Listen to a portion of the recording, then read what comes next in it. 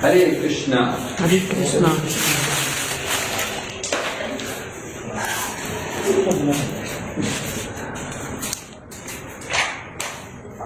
You've been staying in Mayapur all the time? I don't know. I came in October.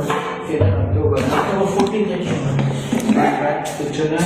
Hyderabad. Hyderabad. I went to Hyderabad, I went to Bangalore for a Beverages training. Oh, fine.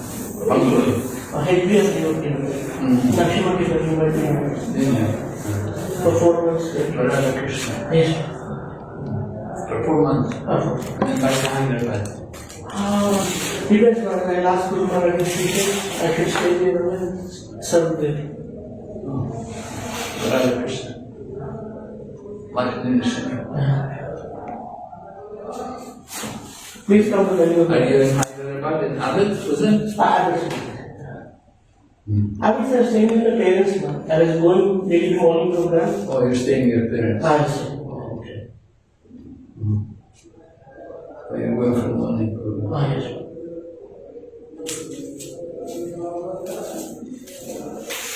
Hare Krishna, is he coming? You came for the Gaurpurnima festival? I'm staying. Staying for Parikrama. You will be with International Group, right, Maharaj? Yeah. You going on safari? No, Maharaj. No. I have to go to home, then go to Bangalore. I will report on 19th. Okay. 19th March. Yes.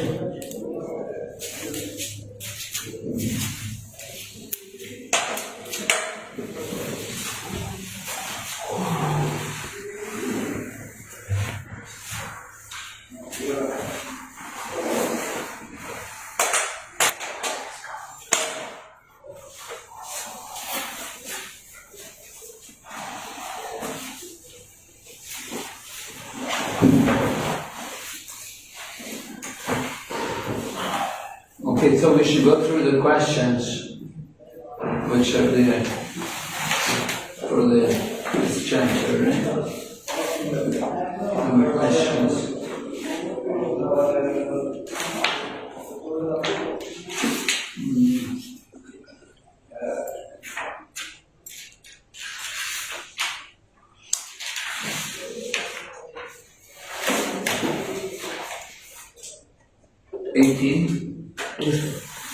Why are the demons called Daijeth? They are born in the womb of Diti.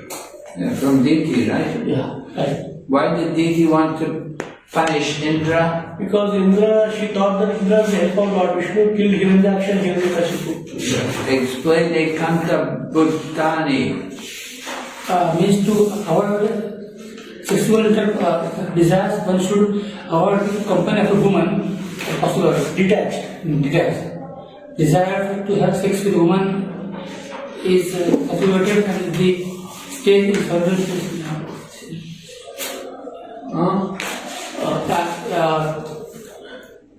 you should not have the desire to have sex and stay away from women, Maharaj. You have to be detached. And mother also, sister, daughter, if you live be detached from them. Detached. What recommendations are sometimes given to materially attached persons? As long as one is very much attached to material senses, the worship of the demigods or the worship of one's husband. Yeah, worship of demigods or worship of their husband. Recommended. How did Diti pursue her plan of punishing Indra? Please their husband. Immortal son who can kill Indra. She wanted to please her husband, serve him, and get a son who can kill Indra. Right. Why are the demigods sometimes called Amara, or one who has no death? They have very long lives. Long one. Yeah. Briefly describe progressive and degrading family life. Progressive family life. Same gratification, like those who are in the enjoying the material life, they are degraded. But otherwise, those who are doing the Bhakti, they are in a mode of goodness and what you are question progressing. progressive in the everyday life. This is text number 7. Briefly describe progressive and degrading family life.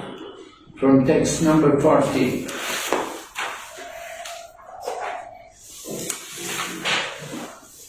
Is it all one answer or is there 2 answers? There are two answers. If people are progressive, they're not degrading, right? Yes. So it's the opposite. Progressive is advancing, right? Yes. In spiritual enlightenment, is it? Yes. Okay. In spiritual practice, in degrading, Eating, more and more attention, sense gratification. Okay, what advice is given in text 41 to avoid falling down? A big answer actually. A person desiring to advance in spiritual consciousness must be especially careful not to see a woman's face or hear a woman's voice. To see a woman's face and appreciate its beauty, or to hear a woman's voice and appreciate her singing is very nice as a subtle fall down for a brahmachari or sannyasi. Okay, yeah.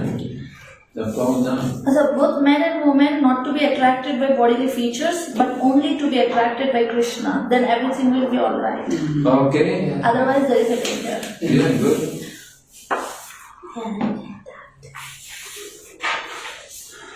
Okay, what solution did Kashyapa devise to counter his difficulty? Kashyapa Muni concluded Diti is eager to have a son who can kill Indra, since she is a woman after all and is not very intelligent. I should train her in such a way that instead of always thinking of how to kill Indra, she will become a Vaishnava, a devotee of Krishna. Okay, yes, make her a Vaishnava. What were the possible results of Diti following the Pumsavana vow? That the sun can kill Indra if she does this Pumsavana with vow and faith for 1 year, then the sun will be destined to kill Indra. And if there's any discrepancy in discharging this vow, the sun will be a friend to Indra. Okay, what was Indra's scheme to disrupt Diti's plan? To cheat Diti, as soon as he could find some fault in the way to discharge the vows of the ceremony. That's a cheat. He was faithfully serving Diti and he was waiting for an opportunity where she is not following the vows and he can disturb the Pumsavana sacrifice. When she's not following the vow, what's he going to do? He will kill him, he will kill the They can enter the woman tomb. Briefly narrate the history of the marriage. Okay, we have that. Very straightforward questions. Yes. Okay.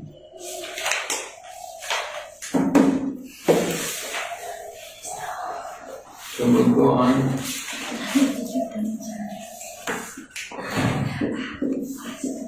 Chapter 19, huh?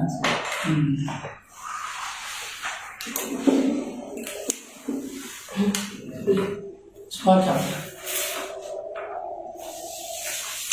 28 class. 28. Okay, so chapter 19, performing the Pumsavana ritualistic ceremony. So, if Maharaj Parikshit wants to know the details about how to observe the vow, he wants to hear about it. He's not going to do it, right? He's only got 7 days left to live, you know. But somehow he wants to hear about, well, what do you have to do, you know. And so Sukadev Goswami begins describing, you have to do it in the month of Agrahayana, November, December. Following the instructions of her husband, a woman, so it's only for women, is it? No, men can also do this. Men can also perform, not only women. Anyway, before beginning the worship of Lord Vishnu, the woman should hear the story of how the Maruts were born. Before taking breakfast, she should worship Lord Vishnu and Lakshmi. And then the prayers are given, how to pray, how to appreciate the Supreme Lord.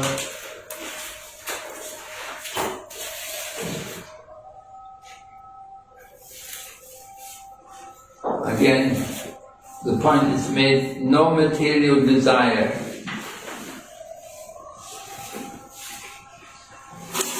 And it said, there is no need to artificially exert oneself. It is better to be plain and simple, and with respectful obeisances offer to the Lord whatever one can secure. The Lord is completely able to bless the devotee with all opulences. Right? So, another point is, you should take flowers and fruits which are available locally. Not that you have to import from the other side of the world.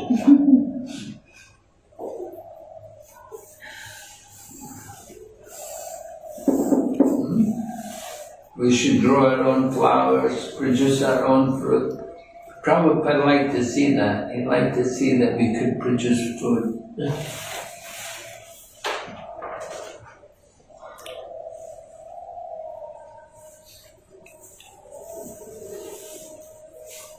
I was in Sri Rangam and I saw the garlands they had for the deities there, and they were telling me that they grow the flowers. They grow flowers, special flowers for the deities there. It's a special kind, that they don't have the ordinary, like when we have rose, they have their own special roses. It's a different kind of thing. You know, they grow these, and this is the flower which the deities like, which they always get. And they have the special flowers, kinds of flowers, which for generations have been using these flowers to make garlands for the deity. It's very nice. The temple also has hundreds of acres of land under it. It's given to the Lord, offered to the Lord. They have a lot of land. A lot of land. Biggest temple in Yeah. Yeah, in the past, these temples had a lot of wealth, a lot of land. Anyway, you don't need a lot of land to grow flowers, you know. To grow some flowers, you don't need so much. But you need some dedicated people, you know, to do it.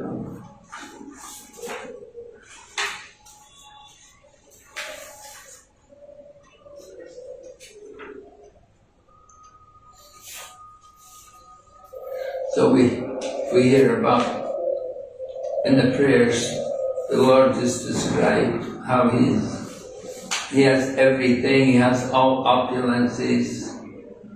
And Prabhupada writes here sometimes that sometimes the Lord will tell His devotees in a dream that His temple and His garden are now very old and that He cannot enjoy them very nicely.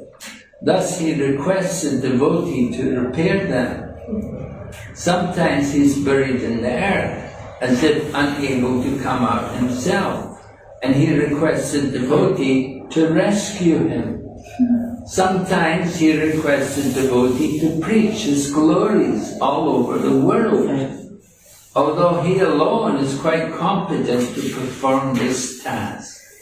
Even though the personality of Godhead is endowed with all possessions and is self-sufficient, He depends on His devotees. Only the devotee can perceive how the Lord, although full in Himself, depends on His devotee for some particular work. So it's very nice, like that. Devotee tells, sometimes the Lord tells the devotee, just like Madhavendra Puri had a dream, you know, he found the deity on Govardhan Hill. Very hot. And then he got the dream, you have to go and bring sandalwood and camphor So he goes to Puri, and he got the sandalwood and camphor, and then the Lord told him, no, you can offer it here to Gopinath, because Gopinath and I are the same. The deity in Govardhan, the deity here, Ramuna are the same Lord. So you offer it here. And they offered the camphor, sandalwood. So that was one dream. You can think of any other dreams devotees had? Rajapur deity, Lord Jagannath came in the dream and explained that the deity will, the Lord will come in the Ganges and should make a deity out of it. Then the Lord would come on the Ganges? Yes. I never heard this before. Yeah, it's written in Rajapur temple, that the temple history. Jagannath came in the dream of a leper, I guess. He came in the dream of? Allah. I don't remember the name. He came in the dream and... Anyway, the man who was in charge of the Rajapur temple, he got the order to give the temple to ISKCON. Yeah. The Lord in the heart must have told him, you go and give the temple to ISKCON. Maharaj, in Puri, they change the body of the Lord every 22 years. So he comes in the dream and states to the pujari where exactly go, which temple. There will be a snake there near the tree, and that tree log you should take and make them my deity. Yeah. They say like that in Puri. This happened in Mayapur recently. Advaitacharya had long beard, so he came to a dream of a pujari and said to trim down the beard, so the beard was trimmed. So what? The beard was trimmed, so now it's short. Earlier it was long and curly. Okay. Had a dream. Lakshmadev also. Yes. They changed his eye, put it in blue color or something. Yeah. He said, I don't want this blue eyes, I want my red eyes, so that I look ferocious. Usually they wanted his eyes back. Red eyes. Jagannath. He got this dream. Pankajani Prabhu, he Yeah. got this dream. I got the dream. Even Nashindev is asking him to change the eyes. Okay. And Raghunath Das was staying at Radhakund. Some man was going up to Badrik Ashram to give a lot of gold there. But on the way up he had a dream that he should take all the gold to Radhakund and give it to Raghunath. So he came back. He didn't even know who Raghunath was, but found out. And he gave him the gold. And so Raghunath used the money to excavate to make the kund there, Radhakund. Because Chaitanya Mahaprabhu, he had discovered Radhakund, said this is Radhakund, but it was a rice field. And so Raghunath got the money and he was able to use it to make a nice Radhakund. And so sometimes Krishna comes in the dream, tells the devotee to do things. Just like Prabhupada got told, go and preach. Yes. Go to the West and preach. The request is to... Okay. Also, there's one last time where, what is his name? Where Jagannath slaps this person, Raghunath's father, what was his name? Jagannath Pundari Vidyanidhi, where he wanted to change the services. Yeah. So he gets a slap. He gets slapped in his dream, Pundari Vidyanidhi, because he criticized the worship, the process of worship. The process of worship of Jagannath, of him wearing... They hadn't washed the cloth, it was still starched. Odana Shashti cloth, the cloth. And he got slapped nicely. So Krishna sometimes empowers the devotee to do things, although Krishna could do it himself. So Sri Chaitanya Mahaprabhu could have spread the holy name all over the world, but he asked his devotees to do it. So considering all these points, the most important aspect of the Supreme Lord's self-sufficiency is that he depends on his devotees. This is called his causeless mercy. The devotee who has perceived this causeless mercy of the Lord by realization can understand the master and the servant. So this is Krishna's causeless mercy that he asks the devotee to do something. And then bring up the topic about Mother Lakshmi, the goddess of fortune, and the devotee should offer obeisances to Lord Vishnu and also unto Mother Lakshmi.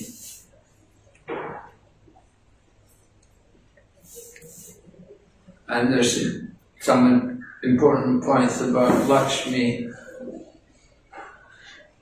So Lakshmi is the Lord's very precious potency, and she's addressed as Mahamayi.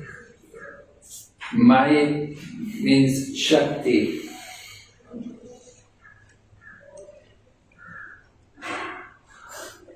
One cannot keep Lakshmi in one's home without Lord Vishnu. To think that one can do so is very dangerous. To keep Lakshmi or the riches of the Lord without the service of the Lord is always dangerous. For then, Lakshmi becomes the illusory energy. With Lord Vishnu, however, Lakshmi is the spiritual energy. So it's common practice. A lot of Hindus, they have Lakshmi Shilas, but they don't worship Lord Narayan. They just have Lakshmi. So Prabhupada said this is not good, very dangerous. To keep the riches of the Lord without the service of the Lord. So you have to be careful.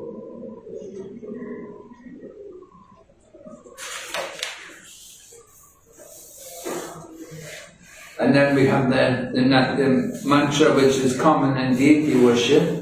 Everyone's supposed to know that mantra, right? You know that mantra? You're doing puja? Nobody here, huh?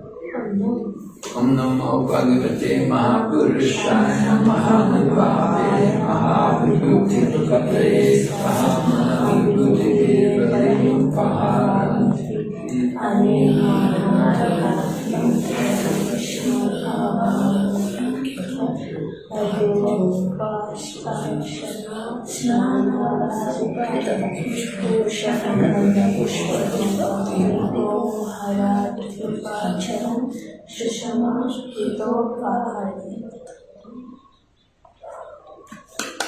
You only have to chant the first part, not the whole thing.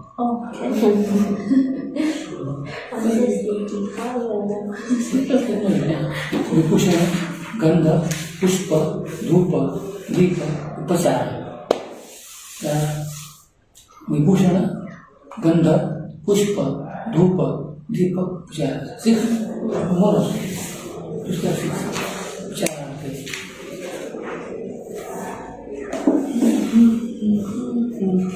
And then more about the process that you have to offer 12 oblations of ghee in the sacred fire and chant Om Namo Bhagavate Mahapurushaya Mahavibhuti Pataye Swaha. That's it. Huh? How much do we have to chant? No, there's more. Then his duty is to daily worship Lord Vishnu with his wife Lakshmi.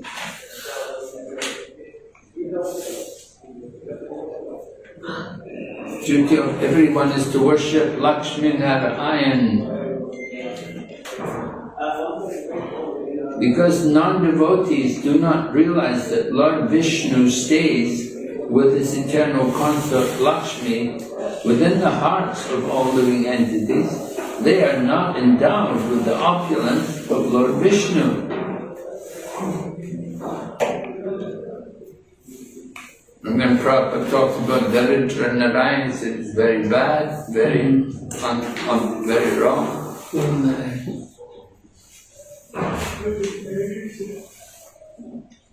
And this is a most abominable term to use in connection with Narayan.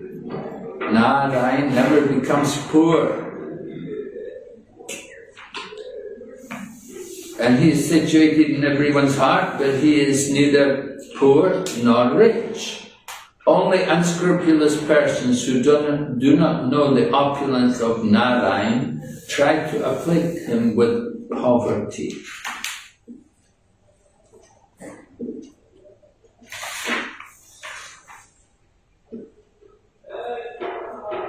And then offer obeisances, offer dandavats falling like a rod, chant the above mantra 10 times. One should chant following prayer.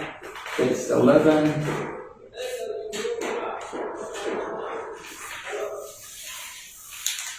Again, it's about Lakshmi. Mother Lakshmi is extremely difficult to understand because she is so powerful. The jurisdiction of her power is difficult to overcome. Mother Lakshmi is represented in the material world as the external energy, but actually she is always the internal energy of the Lord. So there is only one energy. Huh? So there is only one energy. When it is connected with Krishna consciousness, it acts like What do you mean only one energy? Lord's feminine energy. Huh? There's the internal energy, there's the external energy, there's the marginal energy. I'm saying that when it is connected to the Lord, the same energy acts as the internal energy. When it has to act in the material world, the same energy is acting as external energy. Yeah. Actually, it is the same thing. Well, when the Lord appears in this world, it's never material energy. Krishna may come in this world, but he comes in his spiritual form. And similarly, the goddess of fortune, when she's coming in the material world, she's not material. She's not the external energy. She's the internal energy. I think here when Lakshmi is represented in the material world as external energy, it means money. Well, that's a manifestation of Lakshmi. Shadow potency. What? It's a shadow. Shadow potency. Yes, I mean you can't say that. Common people may say like that, Lakshmi. But you know, there's a big difference between the goddess of fortune, who is the internal potent, the consort of the Lord, and his potency. Like the Yoga Maya and Mahamaya. When Krishna was brought to Devaki and Vasudeva in the prison house,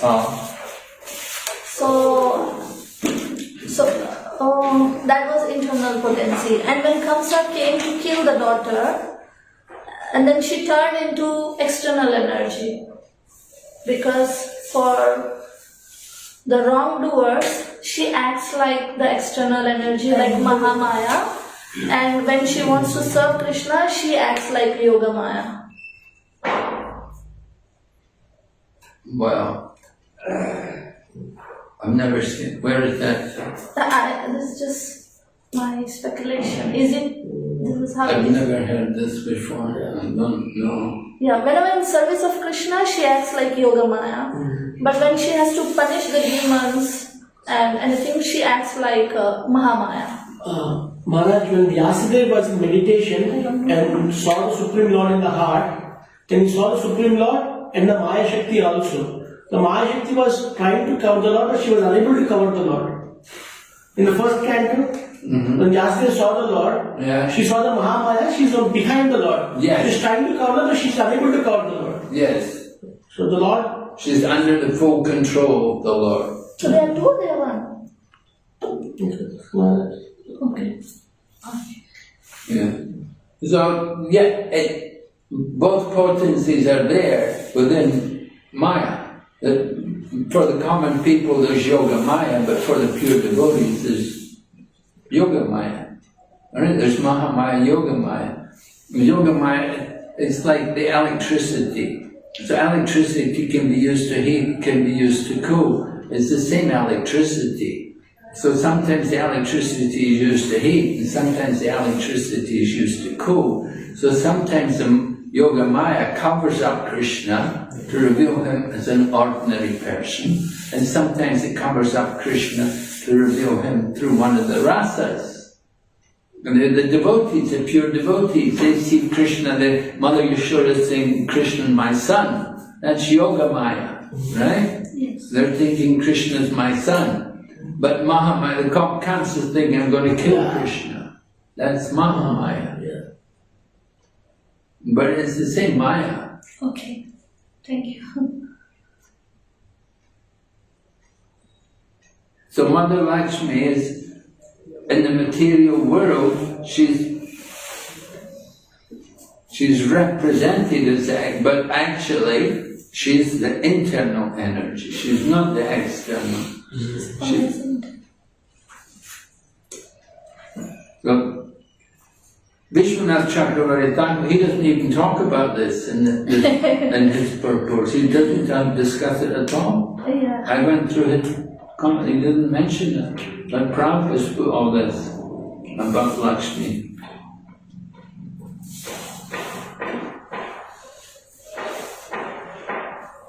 And then text 13, there's a lot there about Lakshmi also. Mother Lakshmi is the reservoir of all spiritual qualities, whereas you manifest and enjoy all these qualities. Indeed, you are actually the enjoyer of everything. You live as the super soul of all living entities, and the goddess of fortune is the form of their bodies, senses and minds. She also has a holy name and form, whereas you are the support of all such names and forms and the cause for their manifestation. So Madhvacharya is quoted, and he talks about it. Mother Lakshmi is described as spiritual activities and the original form of worship.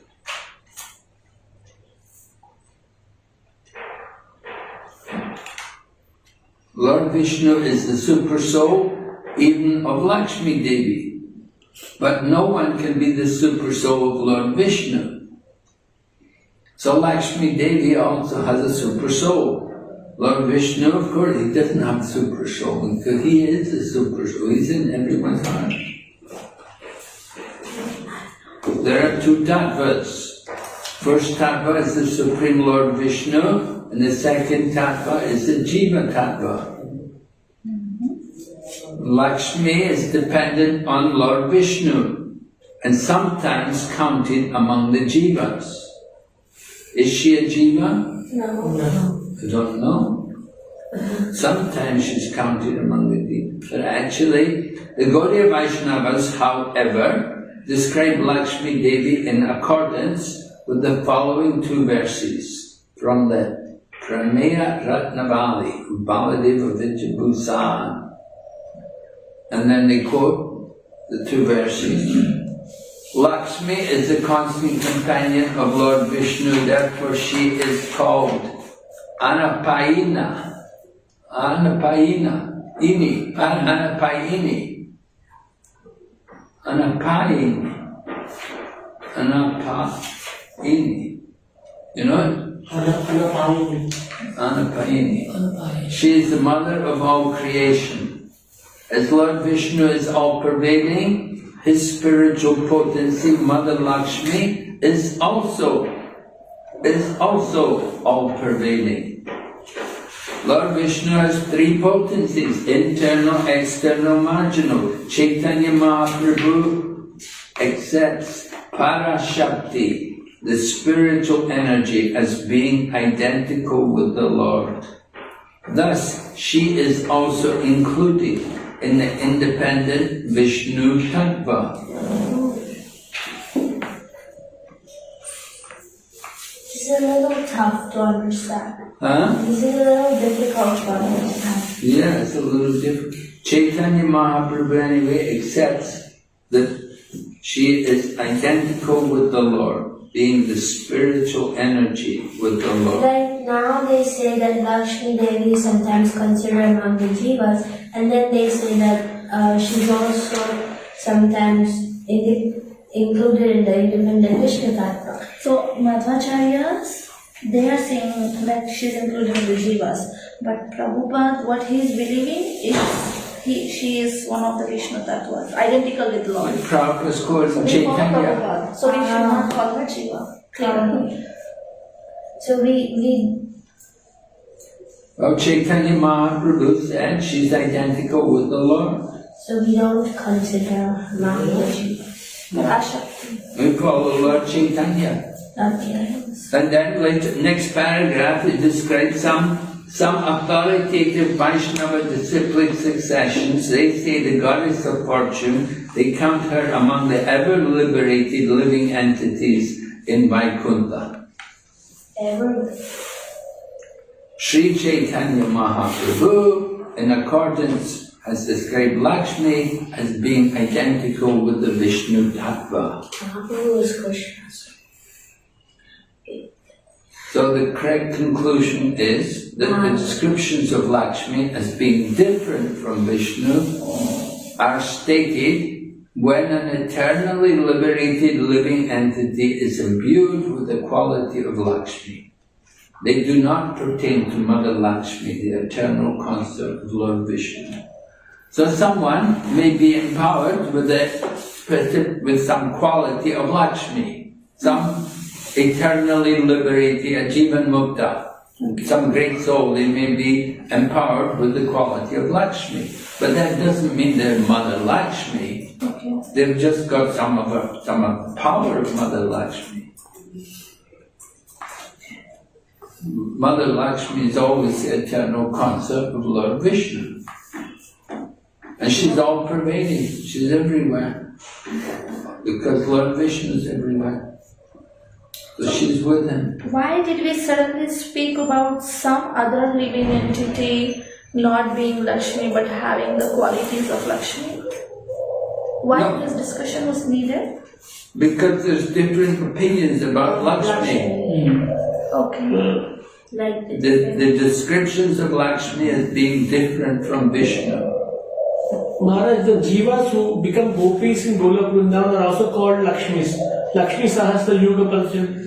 Lakshmi Sahas. Lakshmi Sahasra, yeah, the gopis.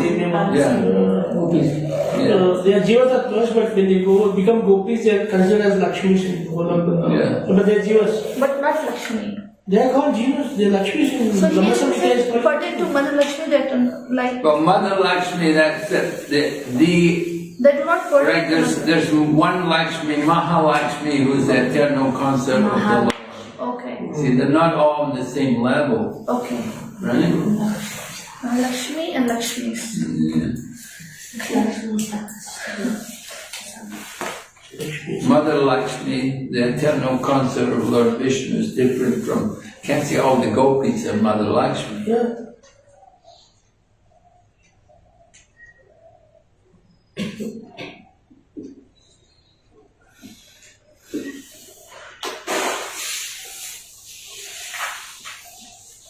You are both the supreme ruler. Who is both? Both means Lakshmi and Narayan. Okay.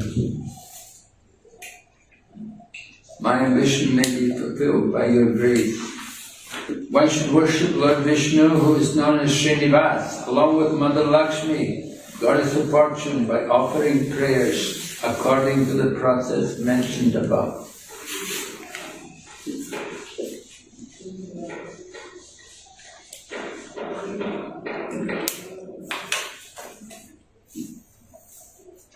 One should offer prayers to the Lord and Mother Lakshmi, smell the remnants of the food offered, and then again worship the Lord and Lakshmi Ji. Just supposed to smell the remnants of the food.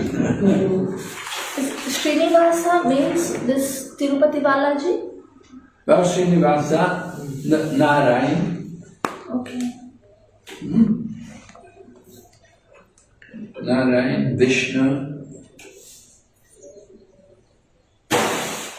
Then take 17. accepting her husband as the representative of the Supreme Lord, a wife should worship him with unalloyed devotion by offering him prasad. The husband, being very pleased with his wife, should engage himself in the affairs of his family. Family relationship of husband and wife should be established spiritually according to the process mentioned above. Right? What's the process?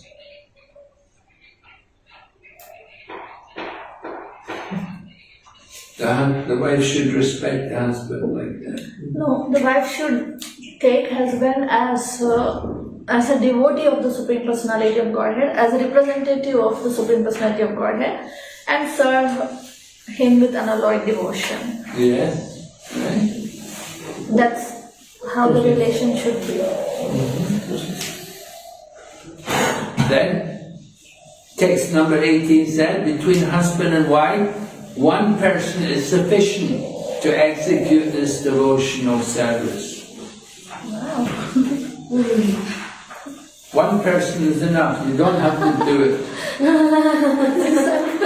See, for the first time, But question is, I can be who will do it? free. Because of their good relationship, both of them will enjoy the result. Wow. So if the wife is unable to do it, the husband should carefully do so, and the faithful wife will share the result. So I can give up devotional service. No, we're only talking about the Pumsabha. Okay.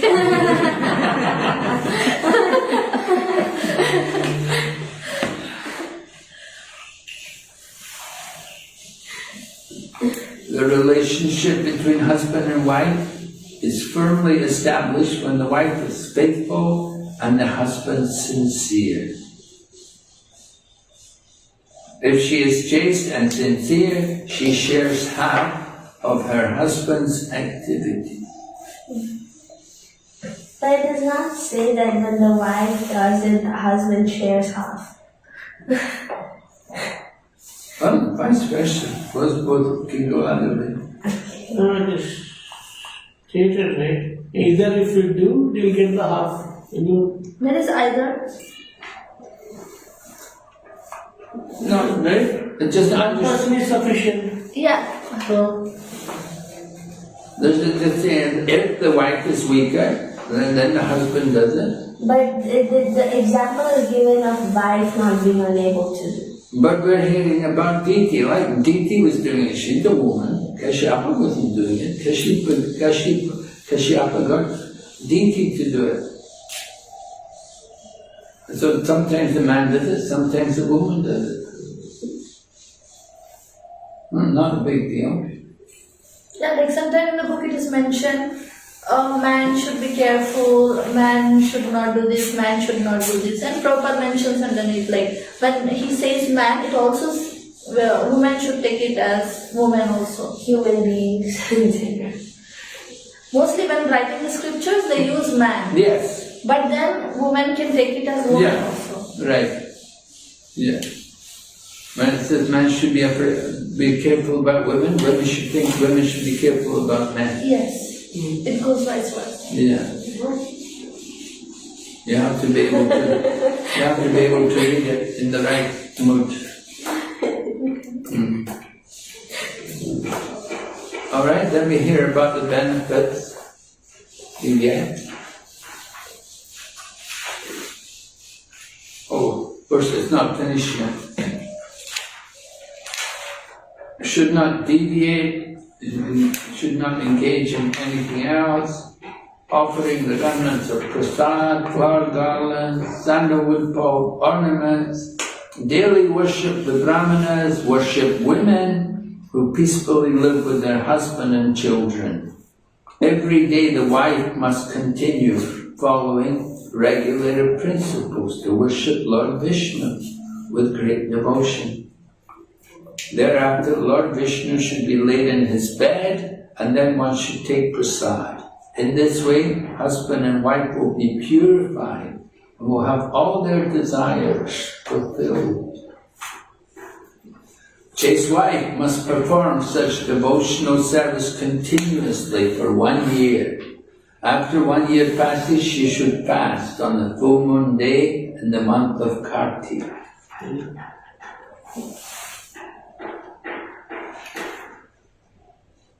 And then in the morning of the next day,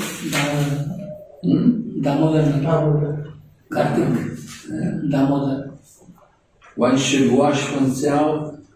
After worshipping Lord Krishna, one should cook as one cooks for festivals. Sweet rice should be cooked with ghee, and with this preparation the husband should offer oblations to the fire 12 times. So this is not suitable for Kali Yuga. Why? Because offering these fire oblations is generally, at least we ISKCON devotees are not so much allowed. We are more into chanting Hare Krishna. Well, of course that's scripture. We say that the yajna in the Kali Yuga is kirtan. But still we do yagas, we do fire yajnas. You see it all the time. Diksha, marriages, Griha Pravesh, different things, they do a yajna. So here when they say offer 12 times fire oblation, that means really they should make a yajna kund and then 12 times do the fire oblations. Yeah. That's part of the ceremony. If you're going to do it, if you're going to do this ceremony, you have to do it as they say. And then serve brahmanas and have prasad. And then satisfy the brahmanas. Brahmanas give their blessings, offer obeisances, and then take their permission and take prasad. And then guru. But before taking his meal, must first seek the acharya, along with his relatives and friends, control his speech, offer prasad to the guru. Then the wife should eat the remnants of the sweet rice cooked with ghee. Eating the remnants ensures a learned devotee son and all good fortune. Remnants of guru, right? Doesn't mean to take the remnants of your guru. No, remnants of the guru. We just said the remnants from the yajna, right? Oh. After you've offered the sweet rice. Of course you take the remnants of the guru after the guru's taken prasadam. If you leave some remnants, you can take it. But this is the sweet rice which was offered in the yajna.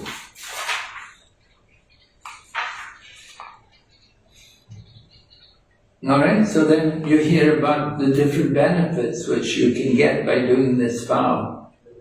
A wife who performs this ceremony will surely receive good fortune, opulence, sons, a long-living husband, a good reputation, and a good home.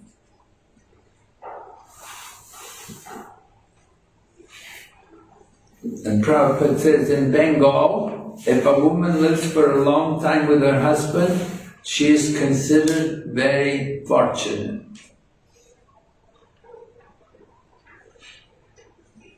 A woman will receive all desirable benedictions. A man will be able to receive all benedictions.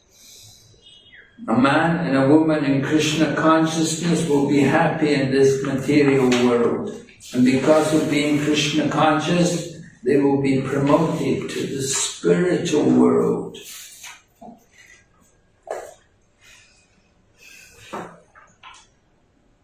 And then we hear the results of the sanctity. If an unmarried girl, the unmarried girl observes this vow, she will be able to get a very good husband. Oh!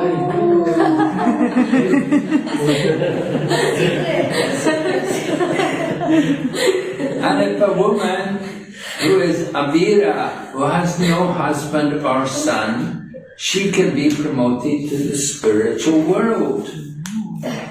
A woman whose children have died after birth can get a child with a long duration of life. and become very fortunate in possessing wealth. Haribo! And if a woman is unfortunate, she will become fortunate. And if ugly, she will become beautiful. By observing this vrat, a diseased man can gain relief from his disease and have an able body with which to work. If one recites this narration while offering oblations to the Pitas and demigods, especially during the Shraddha ceremony, the demigods and inhabitants of Pitri-loka will be extremely pleased with him and bestow upon him the fulfillment of all desire. After performing the ritualistic ceremony, Lord Vishnu and Lakshmi, the goddess of fortune, are very pleased with the person. Okay? It says, deity performed this ceremony and had good children, the Maruts, and a happy life. I have tried to explain this to you as elaborately as possible. End of the 6th canto. Okay, we'll go through the questions on the chapter. What first question? What is the mistake people make in relation to Lakshmi? Text 6. Text 6. I think that is they're worshipping Separately. huh? They worship separately. Separately. Yeah. They're not worshipping Narayan, they're only worshipping Lakshmi. Yes. Huh? This is a mistake. They've separated Lakshmi from Narayan. So that's very dangerous. And what recommendation is given for one who desires opulence? Text number 9. To daily worship the Lord Vishnu with his wife Lakshmi. It's a duty. Huh? To deliver, Yeah, so to worship the Lord Vishnu with his wife Lakshmi. worship the Lord with his wife Lakshmi. Yeah, worship Lakshmi Narayan. Yeah. That's the recommendation. Huh? How is it Lakshmi represented? How is Lakshmi represented in this material world? As an external energy. External energy. The external energy. Yeah. Actually, she is always an internal of the Lord. Okay. Representation is actually internal energy.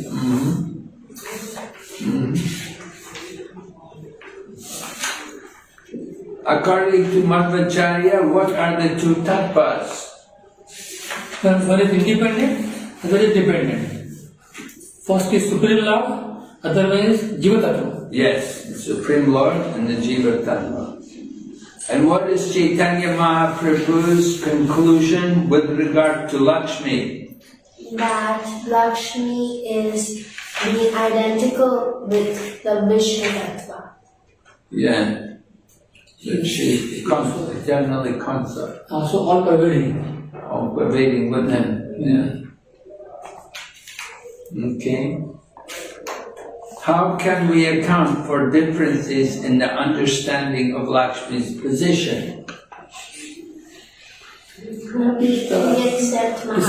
The descriptions of Lakshmi has been different from Vishnu has stated, and an eternally liberated living entity is imbued with the quality of Lakshmi. Right. That's the problem. That differences are there in understanding Lakshmi's position. Somebody may be empowered with some of Lakshmi's potency, Yes. so partially representing Lakshmi, but they're not the consort of the Supreme Lord.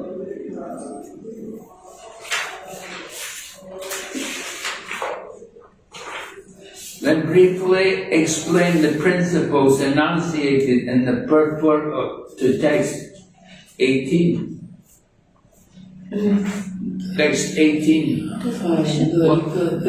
The relationship between husband and wife is firmly established when the wife is faithful and husband sincere. The husband and wife cooperate together. The wife is faithful Yes.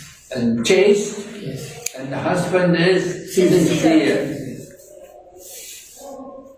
And execute devotional service. Huh? Sincere and execute devotional service. Okay. Then she shares half of her husband's activities. Yes, they share.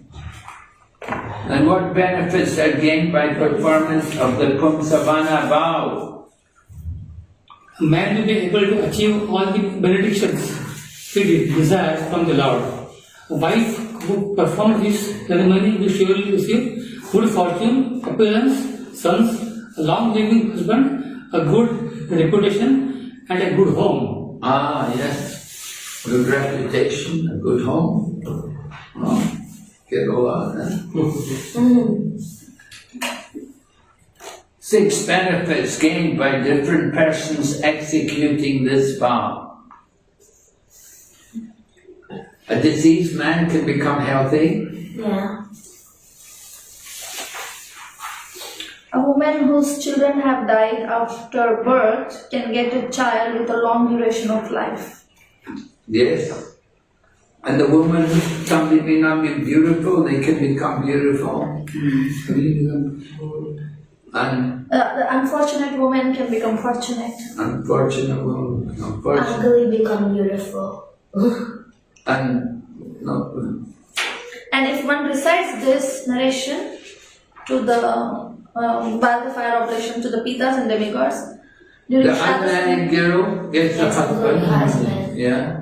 And the one whose son died earlier should get a son who can live a long time. Yes. And the Pitraloka people become extremely pleased with that person. The inhabitants of Pitraloka will be pleased. Diseased man can gain relief from the disease. Yeah, that. Okay. Nothing very much difficult there. Very simple. Well, we're finished. Thank you very much for your association. Very nice of you. Give me an opportunity to refresh myself on the Srimad Bhagavatam. Can we take a picture together? Oh, thank you. Oh, really? Good.